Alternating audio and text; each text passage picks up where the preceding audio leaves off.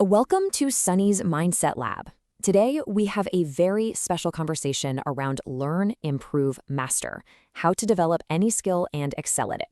We're exploring how skills are built, how improvement really works, and what separates average performers from true masters. And we're lucky enough to have the author, Nick Velasquez, with us. Nick, welcome. Thank you for having me. Learn, Improve, Master was really written to break down the science and structure behind skill development and to show that excellence, well, it isn't magic. It's actually the result of deliberate, repeatable processes. I love that, and it brings me to this quote you feature. We see a masterful performance, a great athlete, a brilliant musician, and it just feels like magic. How do we get past that and start to understand the method behind it? That's the core question, isn't it? The whole goal is to look past the smoke and mirrors, to understand that what looks like magic is really a process. And it's not some innate gift that only a few people have. It's a process that anyone, and I mean anyone, can learn and apply. Okay, so let's break down that process. Your book lays out this really clear journey for us, right? First, the foundation of learning itself, then a framework to apply it, a deep dive into practice, how to keep improving, and finally, the path to mastery. Perfect. So let's start right at the beginning with that foundation. Before we get into strategies and frameworks, what is actually happening inside our brains when we learn something new? What's the biology behind it all? It all comes down to a really powerful concept called neuroplasticity. The big idea here is that our brain isn't this fixed static thing. It physically changes and adapts based on what we do. So when you practice a skill, your brain literally recruits more neurons for that specific task. For instance, if you learn to play the cello, the part of your brain that controls your fingering hand will actually, physically, get bigger. So learning isn't just some abstract idea. It's a real physical change happening inside your head.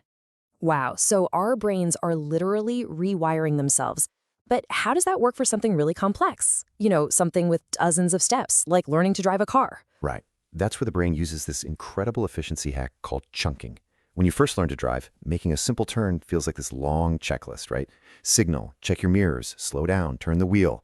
But with enough practice, your brain chunks all of those individual steps into one single, fluid, subconscious action. You're not thinking through the list anymore. You're just turning. That's how we build complexity and automaticity in any skill. So we've got the biology down. But what about the mental side? I feel like so many people get stuck on myths like, oh, you either have it or you don't. Nick Velasquez. That's absolutely critical. And it goes right back to Carol Dweck's groundbreaking research on mindsets. If you have a fixed mindset, this belief that your abilities are innate and can't be changed, you create a mental roadblock.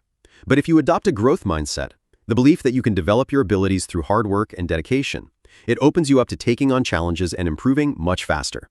Honestly, for anyone who is serious about getting better at something, adopting a growth mindset is completely non-negotiable. Okay, so we need to understand the biology and adopt a growth mindset. With that foundation in place, where do we go next? Your book lays out a very practical 6-step framework for actually learning a skill. Can you walk us through that process? Absolutely. The framework is really a guide to take you from theory to actual action. It starts with step 1, explore, which is just getting a broad overview.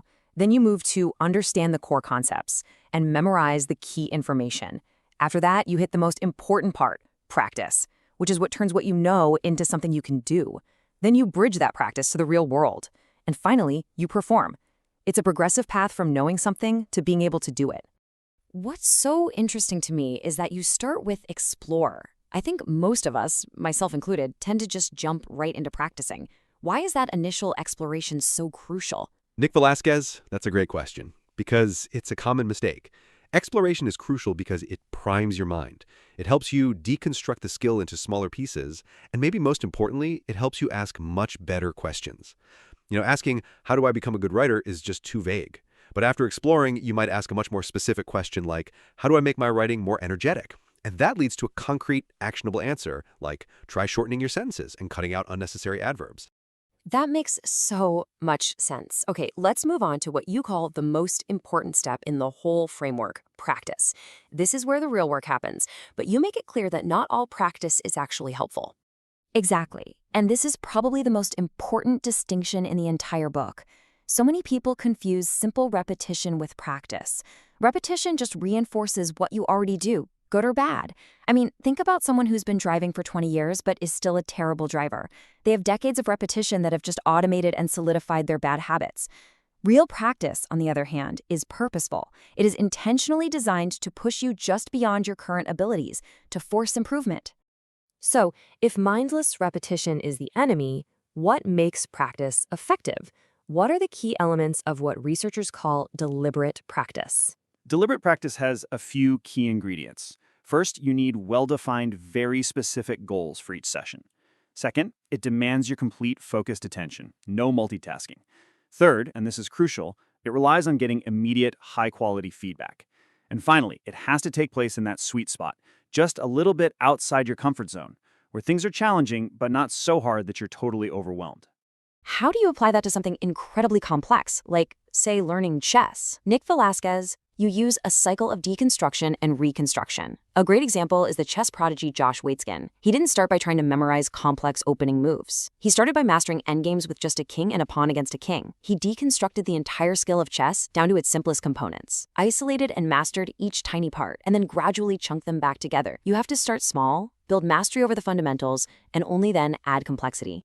You also talk about this mental shift that has to happen between when you're practicing and when you're performing. Can you explain that? Yeah, this is a huge one.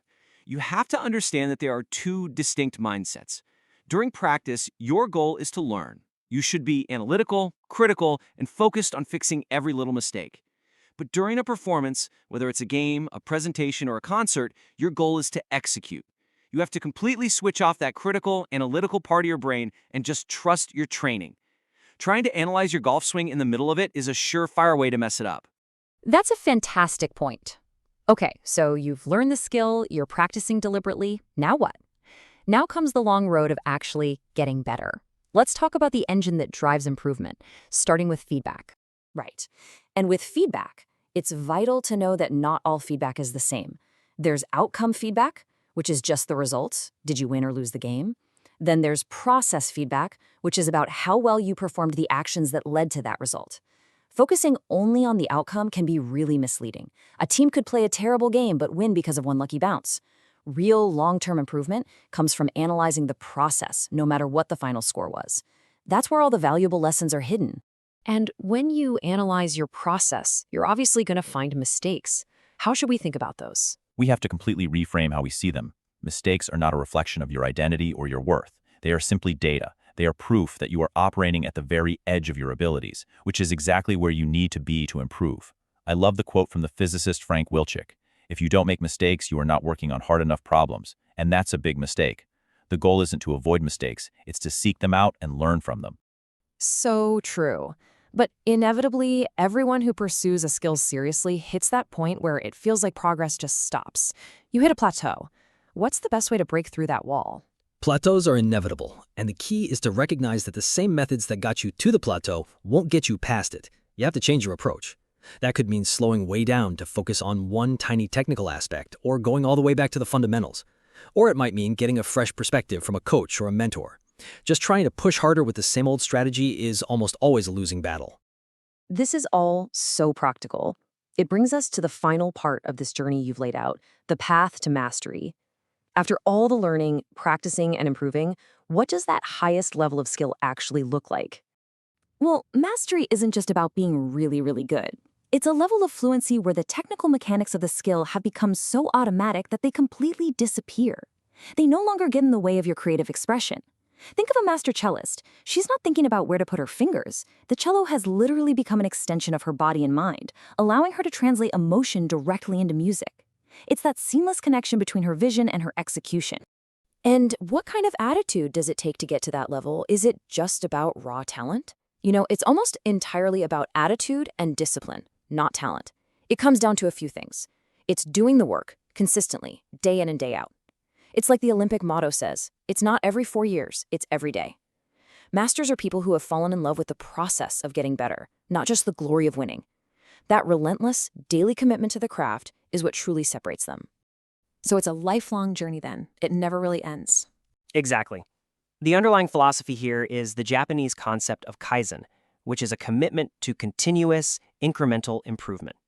It's this deep understanding that you are never done, There is always another small refinement to be made, another little edge to find. That mindset, that devotion to the path itself, that's the true essence of mastery. Nick, thank you for breaking down Learn, Improve, Master and giving our listeners a structured way to think about building real skill. So after laying out this entire path, from how our brains work to the philosophy of Kaizen, the final question is really for our audience. What is the one skill you will commit to improving starting today? It was my pleasure. I hope this conversation helps people approach improvement with clarity and long-term commitment. This has been Sunny's Mindset Lab. Thank you for joining us. See you in the next episode.